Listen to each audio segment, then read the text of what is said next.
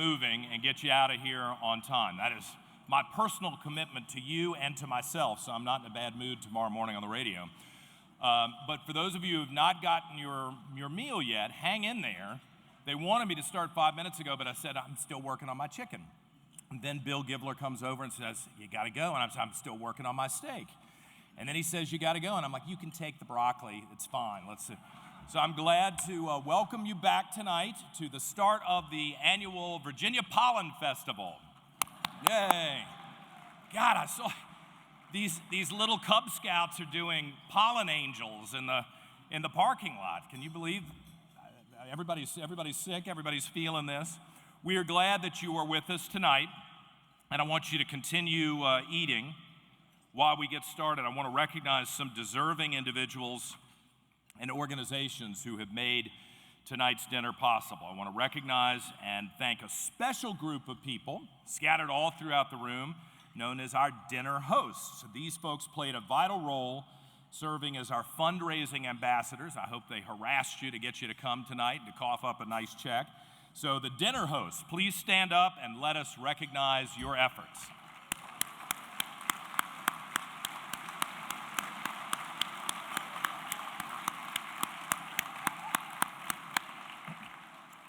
So at your table, the dinner hosts, in your packet is a small token of our appreciation for your involvement tonight. I also want to recognize and thank the businesses and organizations that have made tonight's event a reality, starting with our presenting sponsor, Lansing Building Products. Lansing Building Products. And it's my pleasure to invite Mason Chapman to the podium. Mason is the CFO of Lansing Building Products and a past Scoutmaster of Troop 444 in the Heart of Virginia Council. You were also, you may not be aware of this, but Troop 444, they were our arch rivals when I was at 418, but yeah, come on up here. All right, hold on. It did not drop, it did not break, but we want to present you with this statue to thank you so very much for your efforts tonight. Thank you.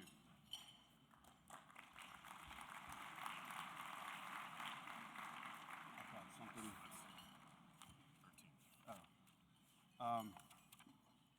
There you go. Yeah, okay, we are pleased to be part of this important event, a great group of people getting together for a great cause. As a former Scoutmaster and the parent of an Eagle Scout, I've seen firsthand the difference that scouting makes in the lives of our young people, and I'd like to personally thank each and every one of you for your roles in making scouting such a success. Lansing Building Products was founded in Richmond in 1955. Since then, we've grown to 112 branches in 35 states with nearly 2,000 associates. Our stated purpose is to make a positive impact in people's lives. We do this by living our mission statement, which is based on the values of respect, service, and excellence while maintaining the highest ethical standards. Scouting is certainly aligned with us in these principles. We're here tonight to support the Heart of Virginia Council of the Boy Scouts of America because they teach young people to become ethical leaders in society who will make our communities stronger and better places to live. We are proud to serve as the presenting sponsor for this 2024 Friends of Scouting Dinner, and I challenge you, all of you, to rise to the occasion and help make our scouting programs in Central Virginia stronger when you are asked to do so later tonight. Thank you.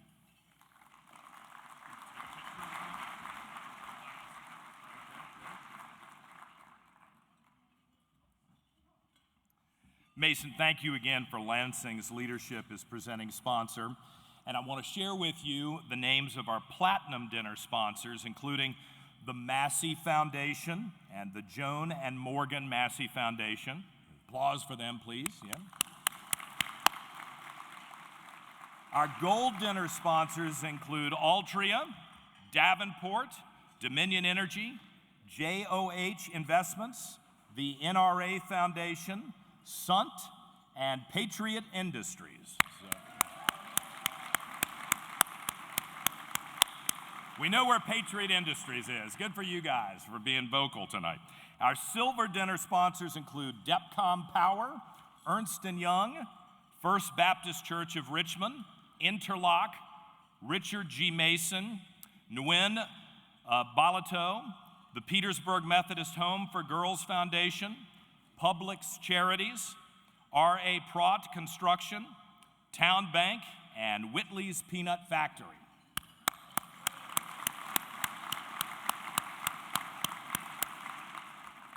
And on the next 5 screens, you'll also see our bronze dinner sponsors. Really want to thank all of you for your contributions and commitment to support the Heart of Virginia Council. All of our sponsors will find an autographed card signed by both Kyle and Richard Petty at their table as a small token of appreciation for your generosity.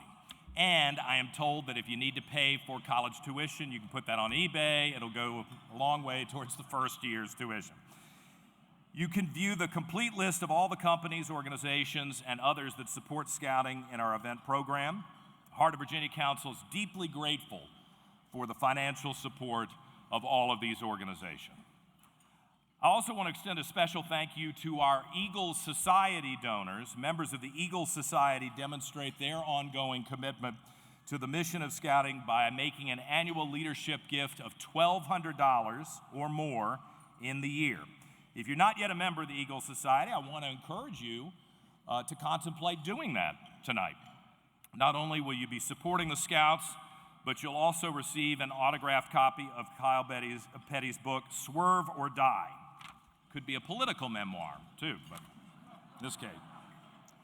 Whatever your contribution level, please take home the gift of a Friends of Scouting patch from your table. And I want you to know that your contribution, and this is very important for all of you who have to go back and see your colleagues and the board meetings, these contributions stay local here in Central Virginia. They help families experience Scouting right here in and around the Richmond area. The Heart of Virginia Council is governed by an all-volunteer board of directors who make sure that these donations are used for the best possible purposes to actually help youth here in this community.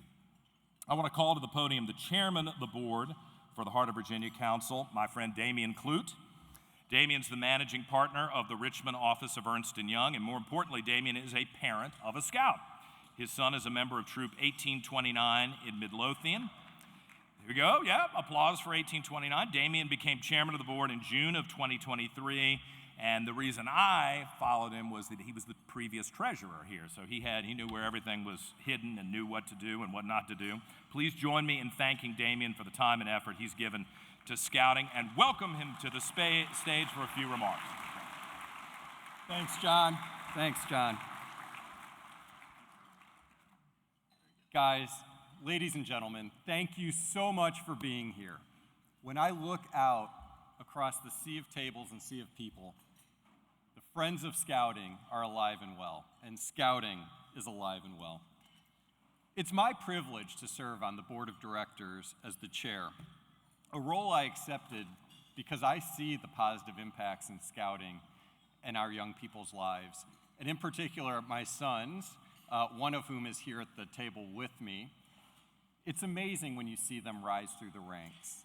Every time they earn a merit badge, or they rank up, or they have a setback, you get to see what Scouting does. It builds leaders. I was a Scout.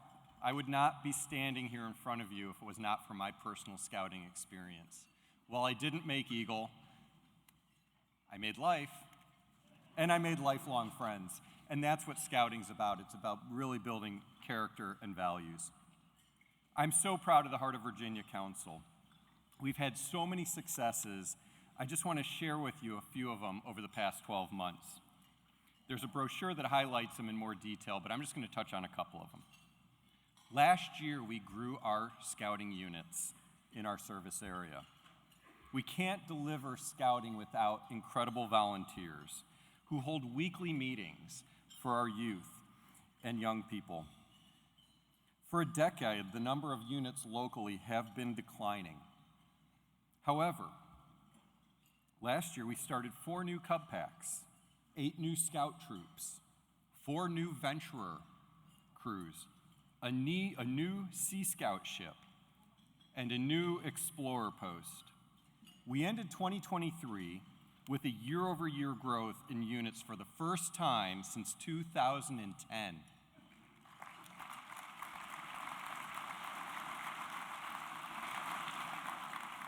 To celebrate the 110th anniversary of the founding of the Heart of Virginia Council, we held a council jamboree in May at our Scout reservation. We had no real idea what to expect. We're still transitioning out of COVID. And guess what?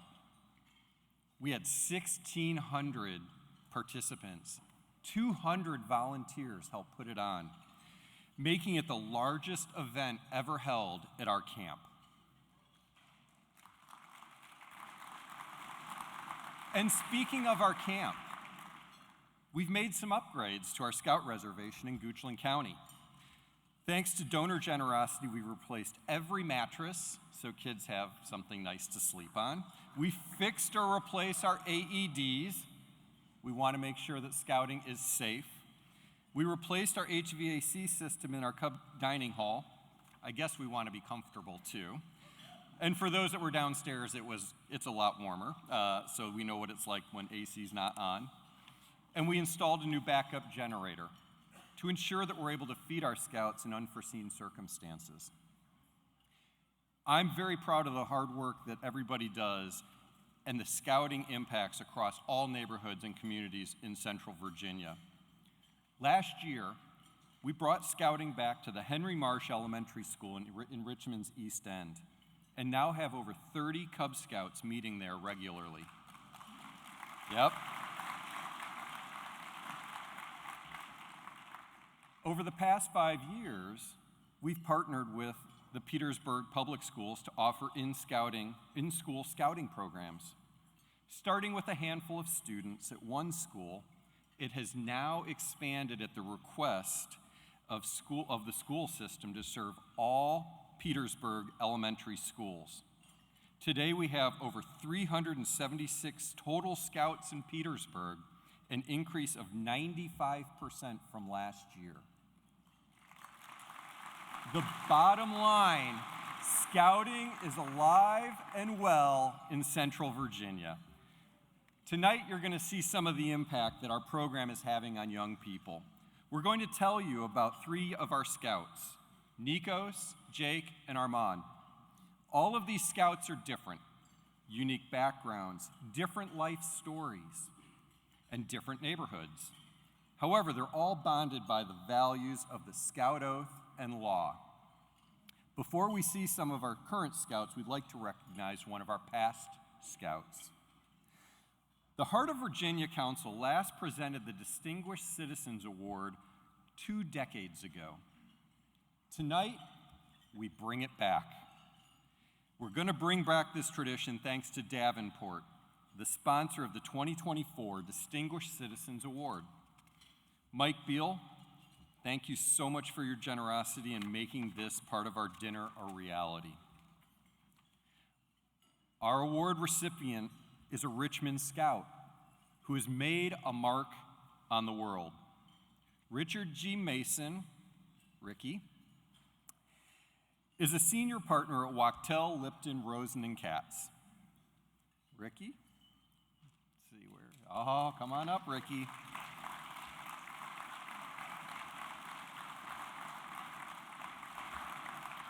Over the course of his 35-year career, Ricky held leading roles in many of the largest and most complex bankruptcies and out-of-court restructurings in the United States, including Delphi Corporation, Puerto Rico Electric Power Authority, LATAM Airlines, and the Boy Scouts of America.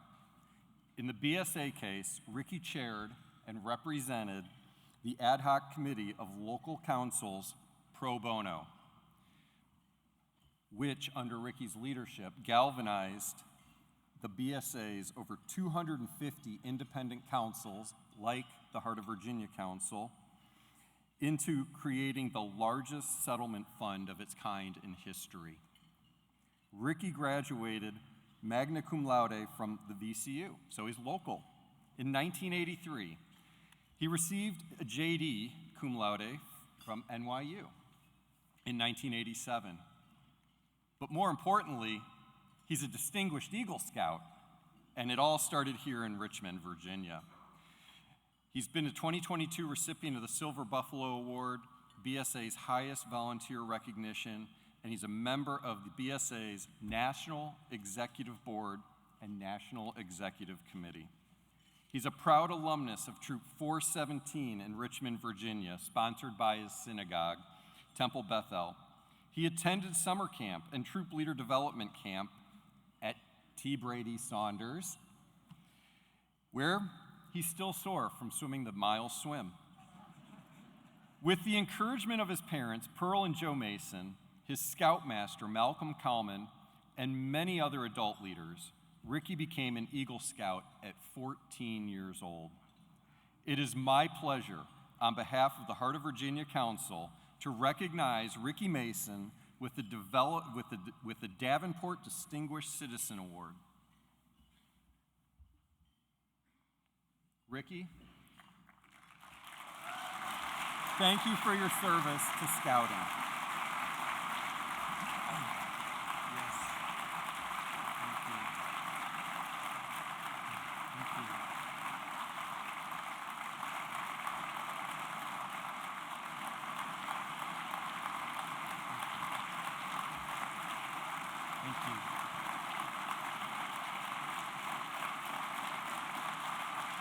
Thank you.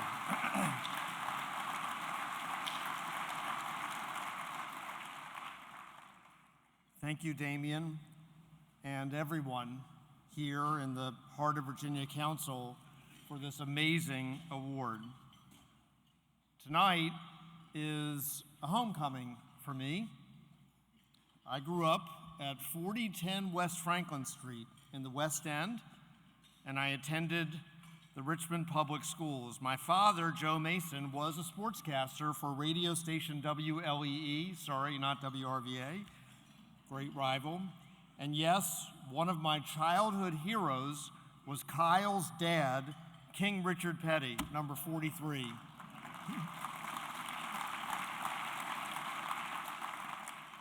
When I was 7 years old, my mother sat me down in the study of our house, which was the place for our career discussions. She said, "You're a nice Jewish boy," which is how she began the discussions, monologues, really. "When you're 11, you'll join the Boy Scout troop sponsored by our synagogue, Temple Bethel, 3330 Grove Avenue, and you'll become an Eagle Scout like your older brother." And then she got up and left, which is how she ended the career discussions. And so I joined Troop 417 at age 11, because doing what Pearl Mason said was always the safest thing. Despite my initial trepidation, I was, to use the lowest ranked tenderfoot, I was the tenderest of all tenderfeet. I'd barely been outside. I loved it. I loved scouting. And through all the troop meetings, the overnight hikes in the mountains, and the camporees, rain or shine, I learned from it. Scouting taught me leadership, toughness, and perseverance, qualities that I did not possess from birth, and how to work with a team, which was very unnatural for a shy and introverted kid. I competed in public speaking contests sponsored by the Scouts and Reader's Digest so that I wouldn't faint in front of audiences like this. I learned respect for the environment at Camp Brady Saunders, which the council still runs, and I'm pleased that I'll be visiting it tomorrow. And I tested the limits of my endurance on a 110-mile trek with 60-pound pack on my back over 10 days through the New Mexico Rockies at Philmont, the Boy Scouts' iconic high adventure base. From Malcolm Kalman, my scoutmaster, I learned how to make a commitment and stick to it. To borrow a phrase from the Scout Oath, I acted on my honor and I did my duty. In other words, scouting in Richmond taught me how to be a contributing adult in society. And along the way, I had more fun than I could imagine. And before I knew it, I was an Eagle Scout at age 14. Fast forward to a few years ago. I'm a lawyer in New York City, and National Boy Scout representatives come to town and invite me to lunch, which is always an ominous sign. One of them, a very intense fellow, for people of a certain age who are football fans, think Ray Nitschke, middle linebacker of the Green Bay Packers, leans over the table, looks me squarely in the eye, and says, "You're an Eagle Scout. You're the volunteer chair of one of our largest councils, and you're a senior restructuring professional with a national reputation. God put you on this earth for a reason." The Scouts had an abuse issue from many decades ago when we were far less safe than we are today with our youth protection safeguards and protocols, and they needed my help to resolve the claims. I had a choice. I could say, "No thanks, it's too complicated. I'm too busy. I can't get involved. I didn't cause it." I mean, none of us did. It happened so long ago. "Let someone else fix it, and I wish you the best of luck." That would have been the natural thing to do, and it was especially tempting here. Or I could do what Mr. Cowman and Troop 417 taught me, and what Scouts here and everywhere in America are taught every day: to accept the challenge, daunting as it might be, to step up and lead, to roll up your sleeves with a team and get to work. The choice was the most difficult of my life and the easiest. After all, I'm an Eagle Scout, and the words of the Scout Oath are ingrained. On my honor, I will do my duty. So I said yes. For the next several years, I worked intensively, literally around the clock, with a great team of scouting volunteers and professionals nationwide, and together, we created an historic settlement that has allowed scouting to continue and thrive, as it is clearly doing here in Richmond, Virginia.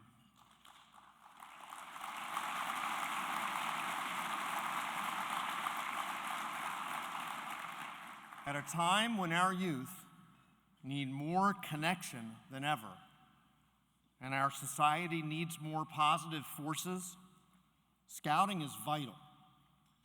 And I am grateful for having been given the opportunity to help ensure its future.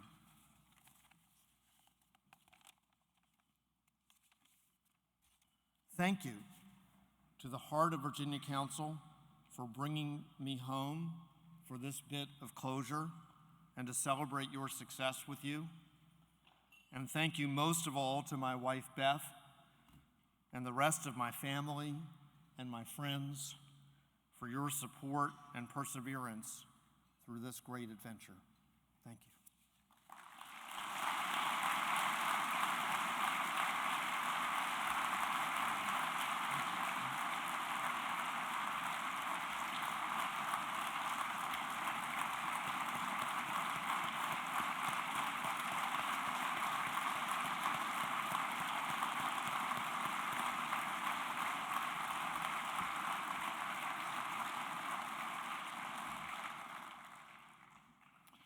Well, I'm impressed by that, and I've also never met a lawyer who would do that kind of work pro bono, so that's impressive on a bunch of different levels.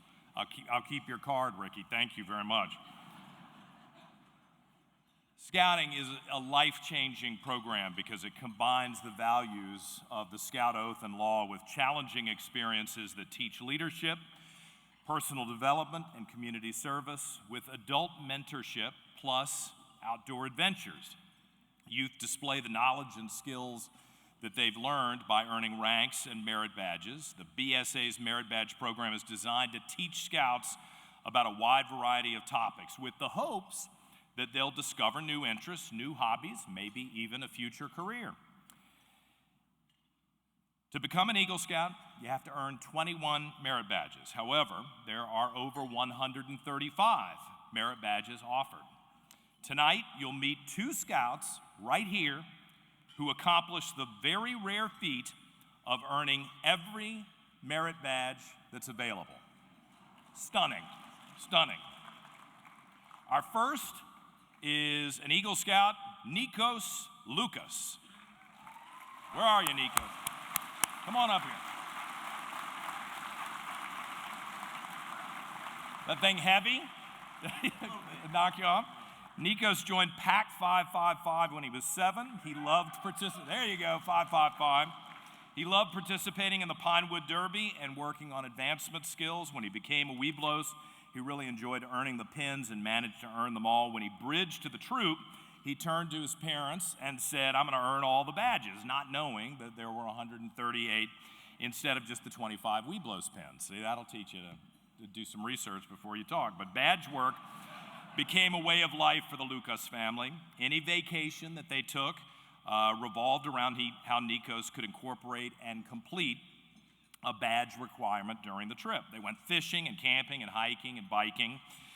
They visited museums, they toured factories, they met with hundreds of professionals who were thrilled to talk to a young man about their particular trade. His mom, Krista, said it was so much fun taking trips with Nikos and watching him learn new skills. And the whole family now tells us that they're forever grateful to the Scouts for giving the entire family these wonderful memories and experiences. Nikos is currently a senior at Atlee High School. He is taking classes to become an electrician at the Hanover Center for Trade and Technology. Also, do you do free work? If you're an electrician? I got a bill from my guy. Okay. He's interning with M.E. Keaton Electrical. He discovered his future career from his work on the electricity badge, where he took a tour of a power plant, and he's joining the Navy upon graduation to continue his electrical studies. Congratulations to Nikos.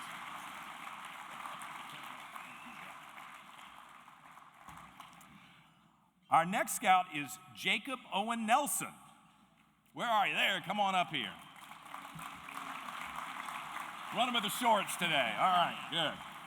Jake's scouting career began in first grade with Den 7 in Pack 1825. As a Cub Scout, Jake earned the ranks of Bobcat, Wolf, Bear, and Webelo, as well as the coveted Arrow of Light Award. In March of 2019, he bridged over to Boy Scouts with Troop 1829, where he served as patrol leader, quartermaster, scribe, assistant senior patrol leader, and then senior patrol leader. Jake also actively serves on the Scouts BSA National Youth Council, helping make decisions for the future of the program. That's good. That's impressive to be there. Throughout his years in Troop 1829, he camped for 88 nights. When I first saw that, I was trying to think, 10 years, how many nights? I think you beat me. That's pretty impressive. 88 nights out in the Blue Ridge Mountains and on the trail. He's backpacked 169 miles, hiked an additional 27 miles, paddled 15 miles, cycled 102 miles, rode horseback, completed 15 scuba dives. He's received the Miles Swim Award, the World Conservation Award, and the 50th Anniversary EPA Award. He was featured in Scouting Magazine for appearing on Chopped Jr. and displaying his cooking skills. He's attended 3 out of the 4 of BSA's high adventure camps, including Summit Bechtel, Philmont, and the Florida Sea Base Scuba. He's attending Northern Tier this summer to earn the Grand Slam Award for attending all 4 high adventure base camps, and Jake has earned all of the BSA merit badges. Outside of Scouts, Jake attends Maggie L. Walker Governor's School as a sophomore. He's the secretary of the Student Council Association, a Tri-M Music honor, Society member, a varsity soccer player, and just represented Maggie Walker in indoor track at state competition. Jake's also recently accepted a semi-professional soccer contract to continue towards his soccer goals. Amazing. Jake, we're really proud of you. Thank you.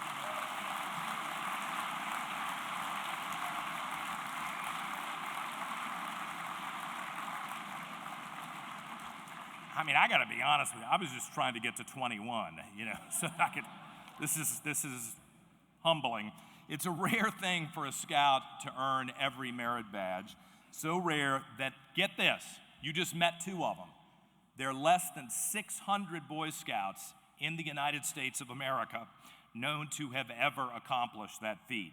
For our council to have 2 active scouts who both have the drive to achieve and win this milestone is pretty rare and pretty impressive. Jake and Nikos, our congratulations to you both, and we want to see you up on the stage hosting and presenting in the coming years as you get started in your career. One more round of applause for them.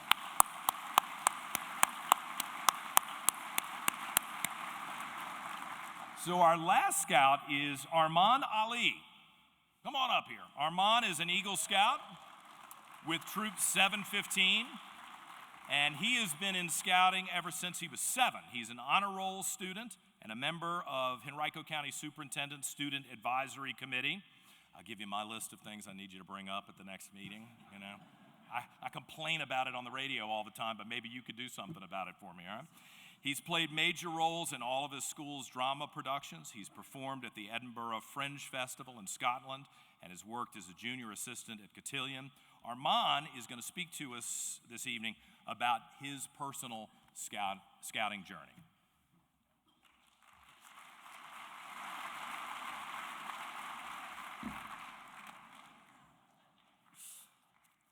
Good evening, everyone. How's everybody doing today?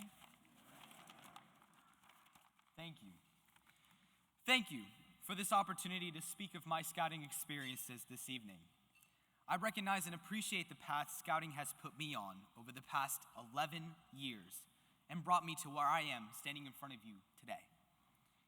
When I joined Troop 715, I was welcomed with open arms and treated with respect. Everyone was inclusive and invested in providing the best scouting opportunities and experiences for me. The camaraderie that you get in a Boy Scout troop is like none you will ever experience. I went from first handling a storage closet as a librarian to being an Order of the Arrow representative for my troop. Order of the Arrow being Scouting's Leadership Honor Society. I learned how to handle patrol leadership virtually during COVID to in-person leadership, and that prepared me to become the senior patrol leader of over 80 scouts. Learning to have quick feet, tackle situations head on, be flexible, and prepared are all qualities that scouting has taught me. I'm lucky to have experienced the depths of the oceans and the heights of mountains, swimming with sharks, hiking over 100 miles through the backcountry of New Mexico, canoeing, mountain biking, skiing, stargazing, going ice fishing, sleeping through thunderstorms, camping on a frozen lake in Minnesota, scuba diving to restore coral reefs in the Florida Keys, visiting tunnels and caves, and racing up hills to catch the sunrise. If not for scouting, I would not have known or pursued these activities. And while all of this was fun, we developed crucial life skills like confidence, teamwork, persistence, getting closer to God, appreciating His creation, taking a chance, trying new things, being of service to others, planning, and the importance of communication. These are skills that have helped me navigate high school and life outside. You see, living by the Scout Oath and Law has become second nature to me. Scouting has taught me to choose adventure over comfort, to choose service over self, and above all, to choose kindness. I had opportunities for youth leadership trainings like Buckskin, collaborating with scouts from other troops and council members representing my troop, and public speaking events. I am an Eagle Scout. I earned my Triple Crown and Grand Slam High Adventure awards, and I am a certified advanced scuba diver.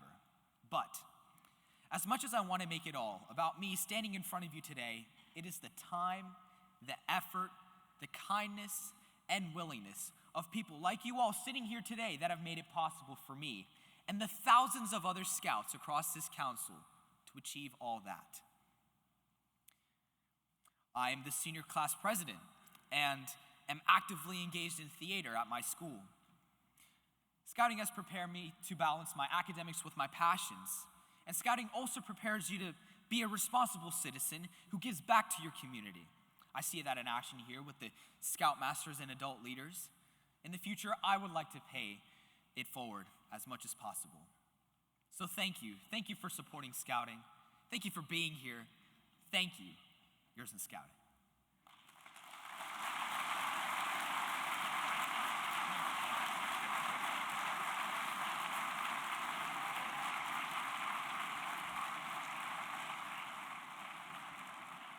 Armand, thank you so much for sharing your story with us. We really couldn't be more proud of you and the other scouts that you see around you tonight. Scouts like these give us all hope for the future and pride in the important work that Scouting is doing with young people. And believe me, every morning I do 4 hours of local news. And the sad thing is I got to talk about the people who didn't live good lives, who are in trouble, who are having a problem. And every year that I come to this dinner, man, it gives me hope that we can get through this and deliver a society that's worth what our ancestors gave us. So thank you to all the scouts who were living those decent lives. Ladies and gentlemen, it's now your turn to make a difference. You saw stories of 3 scouts who showcase the good that this program has to offer. Now we need you to impact thousands of youth and help us grow this program. So please choose to make a difference and support Scouting tonight. There are pledge cards for everybody in the hands of your dinner host. I want to ask that the dinner host distribute those pledge cards now so you can make a commitment to supporting this program. While that's happening, I'd like to call back up our council chairman of the board, Damian Clute. Hello. All right, guys, we're going to keep this really short because it's between us and Kyle. And he's way more interesting than a partner in an accounting firm. All right. As a volunteer board member, I give time, I give talent, and I give treasure. Join me in earning one of the Red Eagle Society member badges. Many of you are here as guests, and we are so glad you're here. Hopefully you found these kids inspiring. I know I did. Hopefully it inspires you to open up your wallet so that we can create opportunities that Nikos, Jake, and Armand had for thousands of other kids across Central Virginia. You heard that we are expanding into parts of our community that need Scouting more than ever. Let's help make their dreams come true. So take a moment, fill out the pledge card, and we'll collect it. You have a chance to make a massive difference in not only one Scout's life, but many Scouts' lives. You will be making a change that's going to impact our community, not only today, but into the future. All right. So with that, if you don't mind, please hand your cards to your table hosts, and we can continue on. I'll interrupt you for a second. All right, so we go to these board meetings, and this guy's running the thing, and I have to admit, I'm involved with a lot of charities, and I'm happy to come and MC and do it, but I always hit the door when they start talking about the money, because I'm kind of cheap. But I did just sign a new radio contract at WRVA, so I will join the Eagle Society tonight. Yes. Okay? This is the first time. I mean, I always give something, but I will commit to do that tonight. I hope those of you who had a great Scout experience, if you can up your game tonight, that would be great for us too. So, thank you, John. Yep, glad to do it. Glad to do it. All right. Kyle Petty is an auto racing icon, a champion of philanthropy, and one of the most popular personalities in NASCAR. The son of NASCAR champion Richard Petty and the grandson of NASCAR pioneer Lee Petty, Kyle followed in their footsteps, starting his 30-year NASCAR career as a Cup Series driver in 1979 at age 19, before also becoming an owner and media commentator. Kyle's a storied race car driver, a vibrant TV personality, a talented musician, a dedicated philanthropist, a published author and motivational speaker. Kyle was a scout himself, which we went into if you heard my interview with him on the radio. It was great. His mother was a den leader, so it's in the family here. And he also pointed out, I told you, I had Trump on the air maybe a couple of weeks before you came on. I had Tulsi Gabbard on the air. I had the governor on the air. People walk by the studio, they don't care. I was talking to Kyle, he was on the phone, and everyone came by and said, "Is he here? Is he here?" So I hope all of you bought tickets who were radio fans and heard Kyle's interview, because they wanted to be with him. And even my sports guy, who couldn't care less about the politics that I talk about, he wanted to hear Kyle on the air and wants to be here tonight. Kyle reminded us all that Richmond has a special place in his personal history because he won his first NASCAR race here in 1986. Ladies and gentlemen, please welcome Kyle Petty.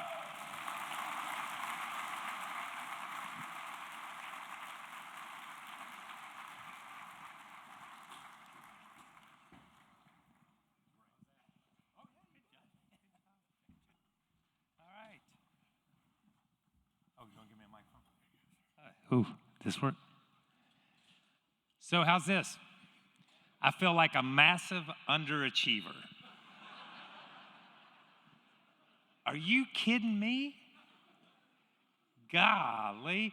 If they gave merit badges for hitting walls, I'm at the top of the list. Let's see you guys get one of those, boys. So, I don't know why you guys chose me to come tonight. I don't look like a scout, do I? Come on now. Y'all hurting me right now. So, I'll talk a little bit about my family. You guys know my family's been involved in motorsports and NASCAR my entire life. I tell people all the time, I'm from rural North Carolina, grew up in a farm community where everybody raised tobacco and dairy farms. We just happened to raise race cars on our farm. And before that, I want to be real clear, just so we get the PC stuff out of the way here. My grandfather was in the beverage transportation business, okay? So just so y'all know, okay? Y'all good with that? I'm good with that. My grandfather started racing back in the late 40s. He was really racing before. I found this out the other day. This was fascinating.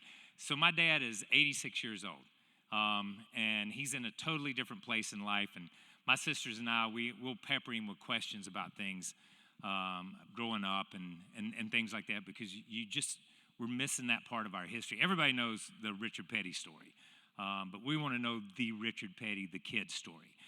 And he told us the other day that my grandfather really started racing in the early 40s, that people would come from as far away as Atlanta to race him on the highway, which just fascinated me. Because I asked my dad, I said, how did Granddaddy make a living besides beverage transportation? How did he make a living? And he said honestly, he beat people on the highway. They would show up from Atlanta. They would race down Highway 64. There was about a 5-mile course, and obviously they gambled. I apologize. And that's how he made a living until NASCAR came along. My grandfather started in 1949, ran that very first race. The famous story is my grandfather talked a man out of a car at a gas station, drove it with my grandmother and my father and my Uncle Maurice to Charlotte to run that first race. You got to tell me when my 25 minutes are up. I'm not timing this, okay? And I will ramble. So drove it to Charlotte to run that very first race, qualified, was running decent, rolled the car down the back stretch and had no way to get home.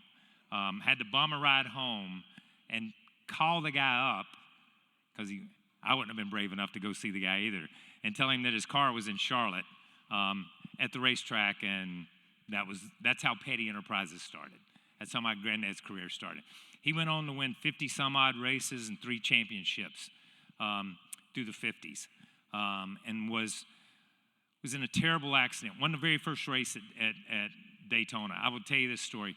Won the very first race at the Speedway at Daytona. Come down to a photo finish. My grandfather raced for one reason, and I tell people this all the time, and that was to put food on the table. He grew up, come through the Depression, and it was just a job to him. That's all it was. It was straight up a job.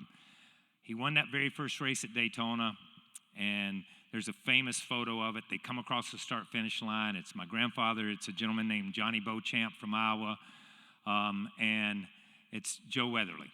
And they're 3 wide. Joe Weatherly's a lap down. They come across the start-finish line. They flag the race. My grandfather pulls in the victory lane, but when he gets there, Johnny Beauchamp's already there. And Bill France Sr. says, "Lee, you didn't win the race. You didn't win it. Johnny Beauchamp won the race." And my grandfather's like, "I won this race. And I won the race." So the police escorted my grandfather away. And my grandfather went to the hotel and called Bill France Sr. and said, "I am not leaving Daytona until you give me my money for this race."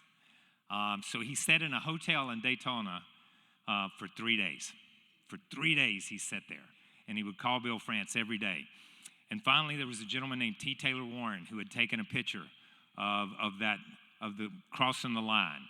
It was the first photo finish there that they had at Daytona.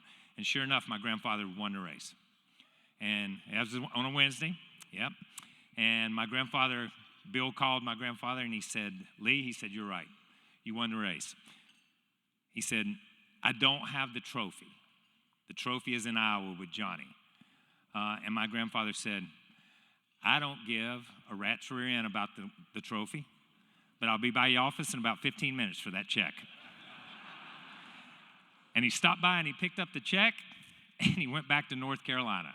And I don't think he got the trophy for another 5 or 6 months. But he didn't care about the trophy. My dad started racing in 1958, and all he cared about was trophies. He didn't care about the money. He just wanted to win trophies. That's all he ever wanted to do. Obviously, he went on to win a lot of trophies in his career. And that was the important thing for him. It was to be the best on Sunday. It was to be the best that he could be. It was to walk away from that race and knowing that day he gave everything he could. They did it the right way. They won the race, and they got the trophy. And that's how I grew up. That's how I grew up. I just wanted trophies. That's all I ever wanted. And I have to say, in this environment, and I've said it before in other speeches, that really scouting and being a Cub Scout, that's where I got my first trophy, okay? That's where I got my very first trophy. My mom was our den leader, and I had the advantage there a little bit. And I got my first trophy in the basement of the First Methodist Church on Main Street in Randleman, North Carolina, Pinewood Derby. Pinewood Derby, baby. So I got to hold on, got to tell you a story. It took some brilliant driving to get it. Okay? So my dad had this idea that we were going to go down there and we were going to kick rear end at this Pinewood Derby. All right? We got a race shop. We got race cars. We can build a Pinewood Derby. Now, I don't believe I ever touched it. Okay? Until I saved the day. And that's what I'm getting ready to tell you. So he built this little car, and it was wedge shaped. You know, this is when you had those real narrow tires that looked like 50-cent pieces, you know, and he sharpened those things. We had graphite everywhere, man. I had graphite in my hair for a week.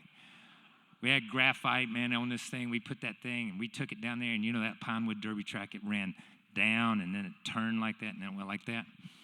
So he decided that aerodynamics were going to be one of the most important things. So we made this little thing like a wedge. It was just a wedge of wood. Carved a little cockpit in it. Looked like Mario Andretti's car that they run at Indy, man, that wedge car. I run that thing down the track that first day, that first race, and when it got right there, it stuck. Because the nose was too long. Too long. What are you going to do? I ran the rest of the races backwards. Won every single one of them. It was the beginning of my racing career. Got my first trophy. It was a lot of years before my next trophy. My next trophy came right here at Richmond. I won the race out here, and I was telling these gentlemen this story earlier. All I wanted was a trophy. Again, all I wanted was a trophy. Do you know what you get when you win Richmond? You get a plaque shaped like the state of Virginia.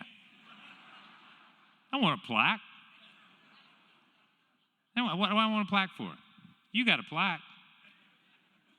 Congratulations. That's huge. Let me give you a little advice, though. Next time you come have your picture taken with somebody, bring your wife with you. My man Mason forgot his wife. Ricky forgot his wife when he came over to have his picture taken.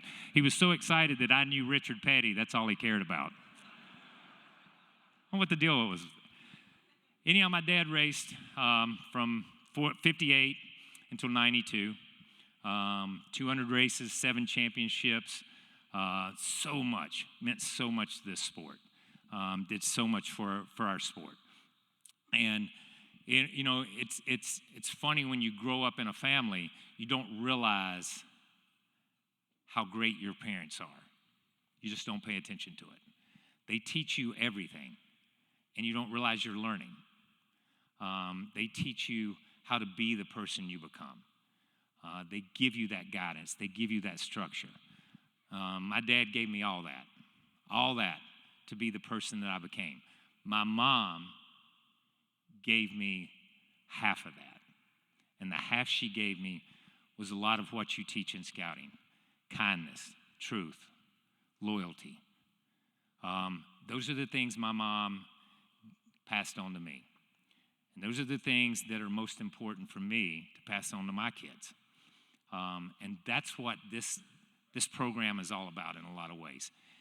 I am just as listening to the programs, listening to the scouts talk, hearing what they do, I am so encouraged for this country. I mean, it's fascinating to me. I love that I'm a part of a sport that still holds your hand over your heart when the national anthem's played and they say a prayer before you go out there and ride around in circles. And listen, that's all I ever did in life was ride around in circles for a living. And y'all can laugh all you want to, but y'all paid money and bought tickets and watched me do it. I don't care. I don't care. So a lot of crazy things happen to you when you race. And I'm going to tell you one story here. I was running in Indianapolis back in 93, 94, 95. I lose track of time sometimes. And one of the first times we'd ever been to Indianapolis, and if you've ever watched the race in Indianapolis, it's a square racetrack. It's not a tri-oval or an oval. It's more of a square-shaped racetrack. When we first went there with stock cars, you couldn't get the cars to turn around the corner. When you would turn into the corner, they just wanted to push. They wanted to go straight. So what we started to do was run out in the grass with our left side. And you would go into the corner, dip your left side into the grass, and the car would do like this. It would just snap. And when it snapped, all you had to do was be ready to stand back in the gas and drive it off the corner. And it worked perfect. I know it sounds stupid, but it worked perfect. Until race day. And I did not know it, but in Indiana, they love their grass green. And we were killing their grass by running out in their grass. So they came in the morning of the race, and they put down these rumple strips around the inside of the racetrack. And they stapled them down with these huge staples that look like croquet wickets. Okay? Looked good on TV. Until we started running on the other side of that out in the grass. But when we did that, it pulled up these staples and threw them out in the middle of the racetrack. And then you would run over them and cut a tire and wreck. That's where I got my merit badge. And they would wreck. So I'm running second, Jeff Gordon had already cut his tire and hit the wall. There'd been 5 or 6 other guys. I guess I couldn't learn. I didn't see it. So I ran over one, hit the wall, hit the outside wall, and when it cut the tire, it just bangs the outside wall, comes back across the racetrack. A gentleman named Sterling Marlin, who drove the 4 car, the Kodiak car at the time, hit me in the door and then the left front, and drove the tire, the left front tire, up onto the engine, and the throttle hung, knocked me out. I went back into the outside wall and then come all the way across and hit the inside wall head on. But I don't remember the last two hits because I was knocked out. And I tell you that to tell the rest of this story. That's going to happen to you when you drive a race car. You're going to hit so hard that you don't know where you're at. And sometimes you're going to hit so hard that you just think it's over. So I'm in this car, and I'm sitting there, and you're strapped in, and my head's down next to my chest, and I can't move my arms, and I can't move my legs. And I think I'm awake, but I'm not awake. You know, you're at that point. If you've ever had surgery and you're coming out of the anesthesia, you know, you think you can hear voices, but you're not really sure. So I've got my head down, and I think I'm alive, and I'm praying that I'm alive, but I can't move my arms, and I can't move my legs. So I'm not sure, and I'm not hearing anything, but I'm praying. I am praying that I'm alive. And then I realize that I'm probably not alive, and that's a bad place to be. So I start praying that when I do open my eyes, that I'm standing at the pearly gates. I'm standing there. Me and St. Peter, we're going to have a talk, and then he's going to let me in. So I'm standing right there. And then I begin to hear voices. I think I'm hearing voices, so I think I'm alive. So I start praying again, please let me be able to move my arms and legs, and please let me be able to wake up. But I can't move my head, and I still can't move my arms, and I still can't move my legs, and I'm just there, just in a fog. And I start praying again that if I'm dead, let me be there. Let me be there at the pearly gates. And suddenly, I hear Sterling Marlin's voice, and it is clear as a bell. Clear as a bell. I know it's Sterling. And instantly, I start praying that I'm alive.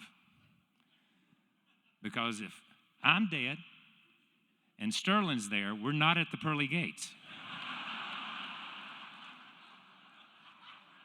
Now, I'm not saying I was on a fast track there, but I know he wasn't at that time. So, sure enough, I begin to wake up, and I can kind of see and move around, and they put one of those neck collars on you. And they cut the top off the car, and they slid a backboard down it, and they strap you to a backboard. When they got me out of the car, they had to lay me flat on the ground, because they couldn't get the gurney around to that side of the car. So they lay me flat on the ground, and I'm in and out. I'm still awake and kind of asleep. I'm both places. And they bring the gurney over, and they reach down to pick me up, to put me up on the gurney. And Sterling tells this part of the story, it's incredible. And he said, Sterling, he talked like this. He said, every time they try to pick you up, you squeal like a girl. You squeal just like a girl. And he said, they picked me up, and I screamed, and they set me back down. And he said, they just barely got you off the ground, and you screamed. And he said, so they set you down, and then they picked you up again, and you screamed again. And he said, when they got ready to pick you up the next time, the wrecker driver who was standing there said, if you'll get off his ponytail, he'll quit screaming when you pick him up. So sure enough, my hair was a little bit longer. I had a lot more of it then. And sure enough, it was long enough that the paramedic that was picking me up was standing on my hair. And even though, little known fact, even if you're unconscious, if you pull somebody's hair, they'll scream, okay? Just want to go ahead and impart that wisdom with you. So it was, I broke a couple bones, and I don't think I missed any races. But that's the kind of stuff that happens to you when you drive a race car. I'm very, very blessed, and I had a wonderful career driving a race car. Drove for 30 years, won some races, but that was not, I thought that's what my life was all about.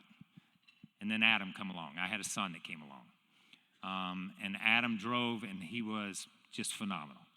I watched these kids come up here. I've watched out here tonight some of these scouts and their parents and the pride their parents see when they look at these kids. The pride their parents have in each one of these kids. And that's the way I felt about Adam. And in 2000, he was killed in a racing accident in New Hampshire. And it stopped our world. It shut our world down. And I think our faith in God and our faith in our family and our faith in the community we lived in, which was racing, had always been so good to us, that's what got us through it. My grandmother, and I'm not going to preach either, but my grandmother always said, when you have a problem, open a Bible. It's going to be on the left page or the right page. You don't have to go look for it. It's just there. It's somewhere right there. And she was right. We took this opportunity and saw this tragedy, I guess, as an opportunity to do something. And we built a camp in North Carolina. It's called Victory Junction. It's a camp for children with serious medical conditions and chronic medical conditions. We see kids with blood disorders like full-blown AIDS. We see gastrointestinal. We see children that have been in fires. We see so many different disease groups. The kids that come to Victory Junction, probably about 15 or 20% of them spend at least 30 to 45 days a year in a hospital. These are very sick children who don't have an opportunity to go other places, to other camps, to a Boy Scout camp, to a Girl Scout camp, to a YMCA. They come to Victory Junction. And there, they are the majority. There they are the focus. We see like illness. 1 week, all kids will have Crohn's. 1 week, all kids will have diabetes, 6 to 16 years old. We've been so very blessed to be in the racing community with so much support, so many fans who have helped us to do this. I look at it, and I say this to you tonight, because I look at scouting the same kind of way, and I've listened to some of the stuff that you guys have said here. My granddad drove a race car to make money. My dad drove a race car to win trophies. I was blessed to be able to follow in his footsteps and Adam follow in mine. But at some point in time, and especially with Adam, it became a platform for us. It became a platform for us to do good.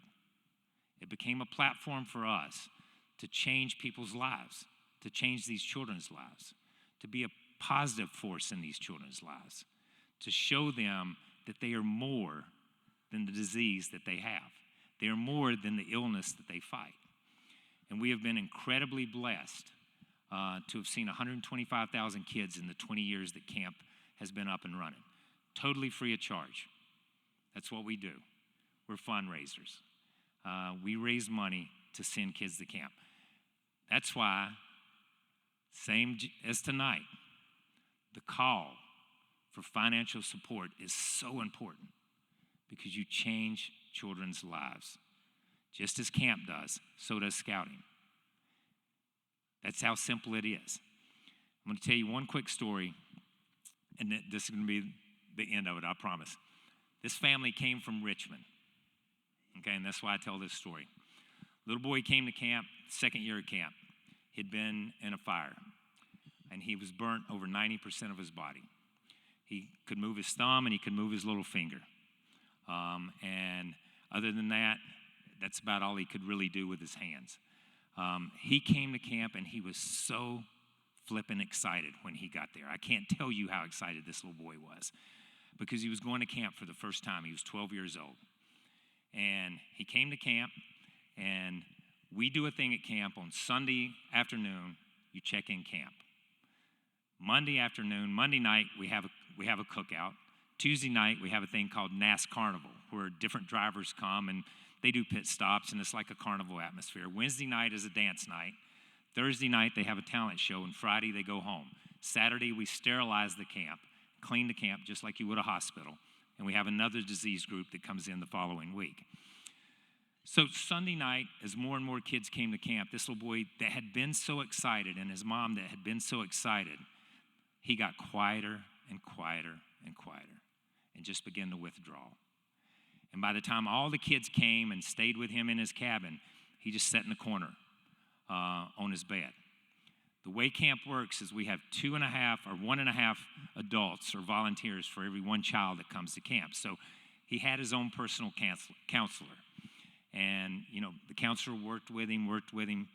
Monday, he just didn't want to do anything. He didn't want to ride a horse. He didn't want to swim in the pool. He didn't want to do archery. He didn't want to do the ropes course. He just sat and watched the other kids.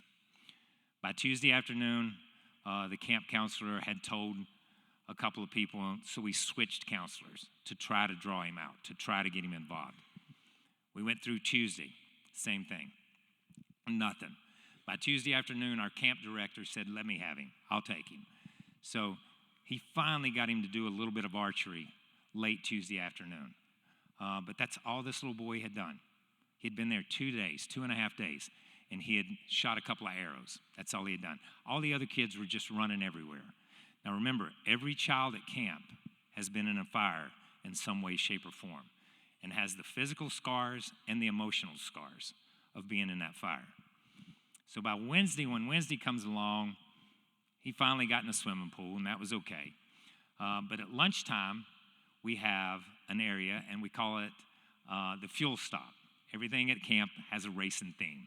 So the fuel stop is the cafeteria, and all the kids come into the cafeteria, 6 to 16 years old. All the counselors come in, and we do a thing. At that time, we did a thing where we had a huge hula hoop, just a circle, and we put it on a stand, and it stood on stage. And it had a big spool of ribbon. And the kids would come to the front of the room, take the microphone, and say something that they were thankful for. And then they would take the ribbon and wrap it from side to side around the hula hoop. And the point was to completely wrap the hula hoop in ribbon so that you couldn't see through the hole. So it was full of hope. It was full of thankfulness. You filled that void with hope and thankfulness. So the kids would come and they'd line up by the side of the stage. We have a little stage there. And this little boy got up from the table and came and stood in line. This little boy hadn't done hardly anything. Wouldn't speak to anybody but his counselor. And he finally got up there and he took the microphone in his hands and he was holding it like this. And he said, I just want to say, and kids would come up, and let me say this. Kids would come up and they would say, I'm thankful I caught a fish for the first time. Or I'm thankful we're having pizza today. That's the kind of stuff. They just wanted to come up and talk in a microphone. But this little boy comes up and he takes the microphone and he says, I'm thankful there's a camp like this. And all the adult counselors are paying attention because they know that there's been issues with this little boy. So they're all silent. They're just quiet. And he says, can I say something else? And our camp director says, yeah. And he said, I'm thankful that no matter how we all were burned, we all survived. That's a 12-year-old little boy. 12-year-old little boy. And he's been through enough in life to have empathy and to understand his world and what his world is all about. And it broke your heart. And then he says one other thing. And he looks at the camp director and he says, can I say one more thing? And they said yes. And he said, I hadn't really done anything these first 2 days, but I've really watched everybody. And I've noticed there's a lot of good-looking burnt chicks here, and I'm going to hook up at this dance tonight. And this little boy, for the next 2.5 days, because they left on Friday, was out of control.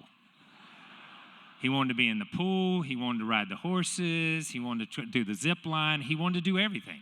He wanted to make up for those first 2 days, and he made up for it in every way he could.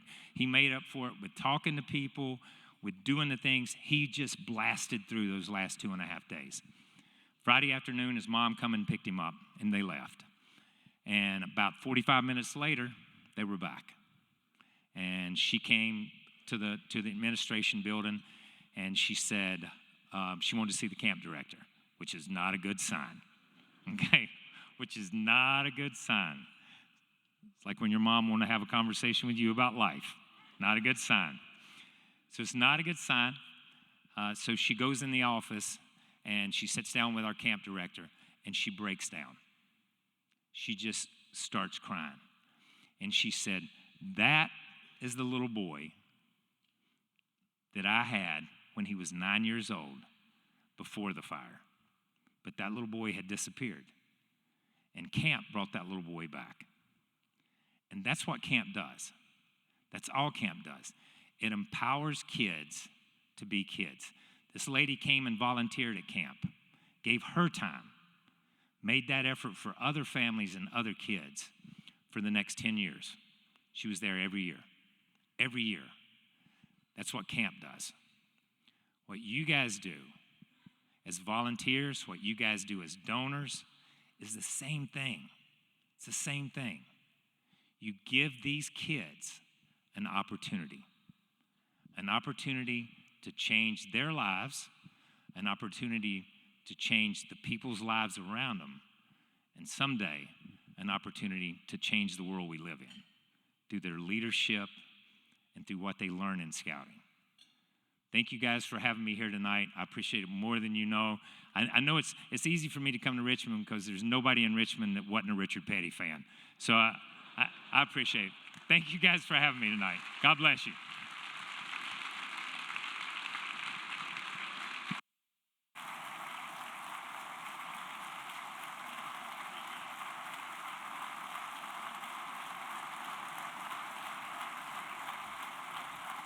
All right, wait a minute. Somebody's got an award here for you. Kyle, that's great. And I hope that's a lesson. You know, we got a couple of young people in the crowd. Whether you're rich and famous or whether you're just going about your daily business, you can have an impact on other people's lives. And Kyle, thank you for that inspiring presentation. We want to make sure that we give you something to remember us. It is not a cardboard cutout of the state of Virginia. What is it? It's something great? It's something. Here we go.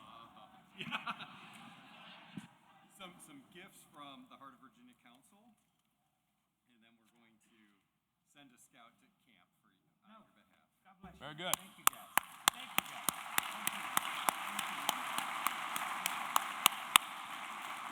Thank you, Kyle and Damien.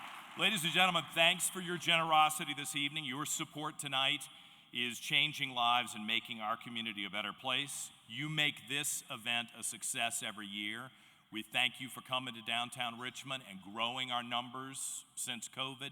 Really means a lot that you would endeavor to come be with us tonight. I got a few more people I want to recognize. John McCullough and Randy Green were a huge part of our event tonight. They were the dinner chairman and vice chairman of development. I really thank you both for your leadership. I also want to thank James Beasley. James, thank you very much. And Jeff Mishakowski for their roles in the campaign this year. Thank you, Jeff. And even after we finish tonight, they're going to make sure that we finish what we started and that we reach the overall goal of nearly $1.1 million by the time we have our June victory celebration. So we really appreciate you all and your support. Thank you for being here tonight. You can see that this event is part of the Heart of Virginia Council's annual giving campaign, and backstage there's been somebody adding up what we think we've got. We have raised over $825,000 tonight alone, so thank you for your generosity. Now, we never let you do this one event, so if you enjoy golf or sporting clays, don't forget to sign up for our Tournament of Eagles. It's coming up on July the 15th, or our Sporting Clays Classic on October the 10th. The details and links to register are in tonight's program. And I really appreciate your attention tonight, too. And I'm almost going to get us out of here on time. 8:50, we're close. You know, it's like my morning show. Close. you know, who's counting to get to the ads? Informally, as we conclude the elusive and exclusive bourbon drawing sponsored by Patriot Industries. I knew you were going to do it. Good. That's about to happen right before your eyes. It's fast and fun, especially if you bought a ticket. Here's CEO of the Heart of Virginia Council, my good friend George McGovern, who will now make the magic happen. Thank you, John. Yes, sir. John, here's a gift for you for emceeing. Thank you very much, sir. Thank you. All right, Sean Northcutt, if you'll come on up here. So we're gonna roll through this very quickly, like we always do. The bourbon draw. So again, thanks to Patriot Industries, we're gonna have Sean help draw these numbers out. We're gonna call your name out very quickly. Here's how it works. If you remember, we're gonna call your number. Then we're going to have you come up on stage over here, pick one of the boxes. One of them has the Van Winkle. And then come up on stage or in the front of stage, and we're going to open them all one time, and then we're going to see who won it. So let's start out by drawing those. And also, if you are a Eagle Society member, back on this back table, you have a ticket for a book. Pick your book up back here. And if you're a bourbon draw ticket owner who did not win one of these, or even if you did, there's tiles back there for you to, as a coaster from the Heart of Virginia, for participating in it. So let's start the draw. Ready? 468584. Eric Lambert. Just come on up and grab a box as we move through. 468457. Chuck Sullivan. 468728 Scott Street. 468434 Josh Barkley. 468669 Bill Chandler. 46844 David Malloy. There's no name on this one. It's 468792. 468792. 468624 Chris Dickey. Mark Cross. 468496. 468540 Will Norman. Will, you've been wanting one of these for a long time, buddy. 468409 Gary Thompson. 468521 Michael Andrews Jr., I think, or Senior. Evan Timmons. 468482. How many we at? All right. 468640 Linda Yawn. Why you at Ewing? Linda Ewing. John Edwards. 468481. John Strohmeyer. 468531.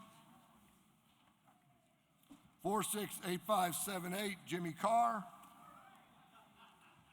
468480 Bill Mulvihill. 468489 Randy Green. 46544 Tom Ennis. 468417 Phil Victor. Frederick Malter. I see his name on here. 919. 468647 Mike Bellato. This is the same person? Yeah, but he probably bought a couple tickets, right?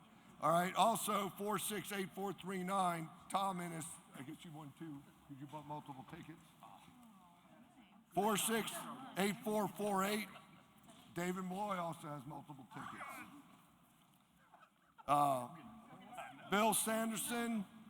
468768. How many do we got left? 28? me a handful. 468453, John Hendren.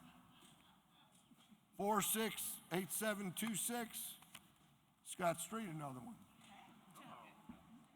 468633, Tracy Pendleton, I believe. How many we got left? 468423, Mike Fortune. Hey, Mike, I want my car fixed for free next time. 468575, Mead Spots. Ortuno, 468721, Ortuno. 468678, Jeff Chapman. How many more do we have?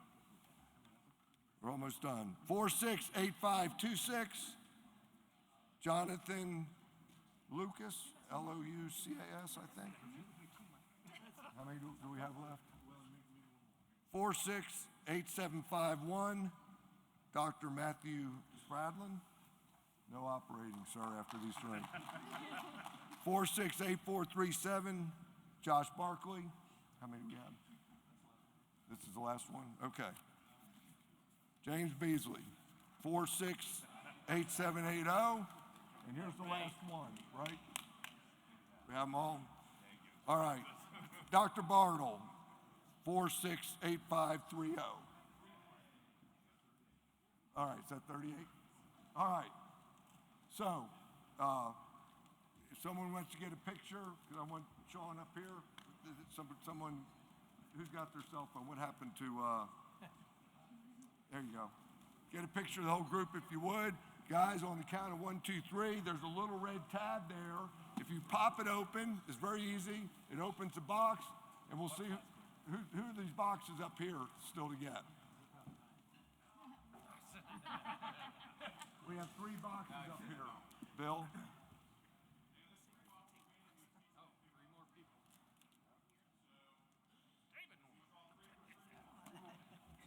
All right. It sounds like y'all were already up here last year. Let's give it to someone 3 else. more. Let's just give it to me, guys. I've never seen this man. Eric Lambert, 46433. Peter Biles, I guess, 468522. And Maureen Denley. Is Maureen still here? There she is. 468646. Maureen, come up. All right, grab those last 3 boxes. All right, on the count of 3, if y'all will just pull that red tab and open it up and let's see what you won. And I thank you. And remember, if you didn't win anything, over there is your books. Over there is your books and your tiles for turning your bourbon tickets. Now let's see what we got. All right. Go ahead. It's It's Christmas. a boy!